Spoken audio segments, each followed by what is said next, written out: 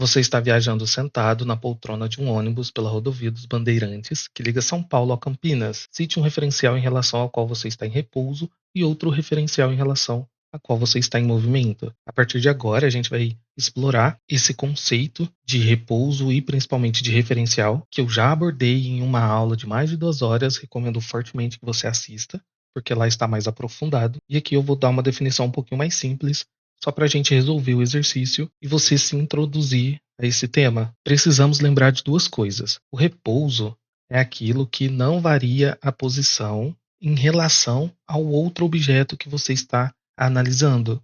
Ou seja, tudo é um grande depende e você depende de 2 objetos, de 2 cenários para conseguir responder isso. Por exemplo, se a gente falar que o nosso referencial é o ônibus, isso não é suficiente, porque você tem que escolher uma outra coisa para relacionar o ônibus. Se eu desenhar uma árvore aqui na estrada, nessa rodovia, agora temos 2 objetos distintos para fazer uma análise de referencial. Temos o ônibus e temos a árvore. Eu posso também, talvez, colocar uma pessoa aqui de fora que está passeando na rodovia. E a ideia desse tipo de questão é justamente você usar a sua imaginação e criar cenários para conseguir responder e perceber que referencial é algo relativo. Isso é algo muito importante para a gente, para a relatividade. O Einstein ficou famoso basicamente por causa disso. Um dos maiores postulados dele foi dizer que as leis da física se mantêm as mesmas para quando a gente tem um referencial inercial, que é basicamente o referencial em repouso. Mas isso é papo para outro momento. Agora a gente só precisa escolher 2 objetos que a gente tem interesse. No geral,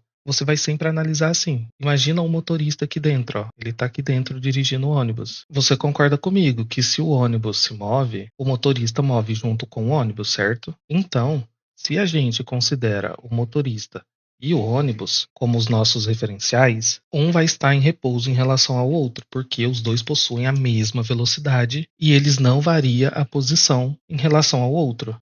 Agora, se a gente considerar essa pessoa de fora ou a árvore, repare que a posição vai variar com o tempo. Por exemplo, imagine que essa é a posição inicial da pessoa e do ônibus. O ônibus vai se movimentar um pouquinho, ele vai quase sair ali da rodovia. Agora, a gente vai traçar novamente a distância. Perceba que o tamanho da reta mudou. Aqui pra gente não importa se isso aqui é maior ou menor, tá? Mas a gente tem um valor diferente. Aqui a gente tem um x2, uma posição 2, e aqui a gente tem uma posição 1. Se a posição variou no tempo, significa que esse objeto ônibus e essa pessoa não estão em repouso em relação uma à outra. Isso é um movimento.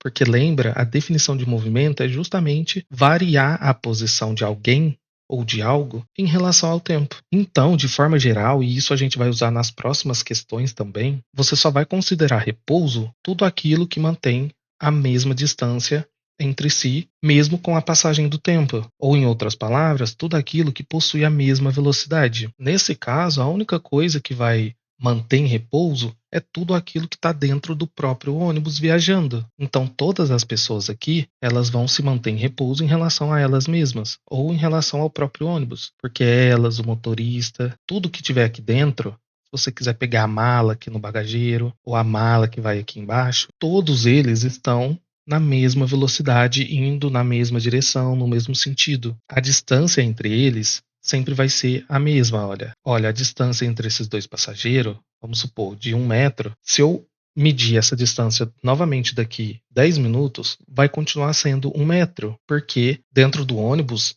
você não variou essa posição, estão todos na mesma velocidade, ok? Então, para responder isso, você pode escolher qualquer coisa dentro do ônibus e falar que aquilo está em repouso em relação ao próprio ônibus. O motorista, a bagagem, os passageiros, o celular que a pessoa está mexendo. E tudo aquilo que está fora do ônibus está com um movimento relativo, porque ou eles estão parados também, em repouso, ou eles estão com uma velocidade maior ou menor que o ônibus. Beleza? Espero que tenha ajudado.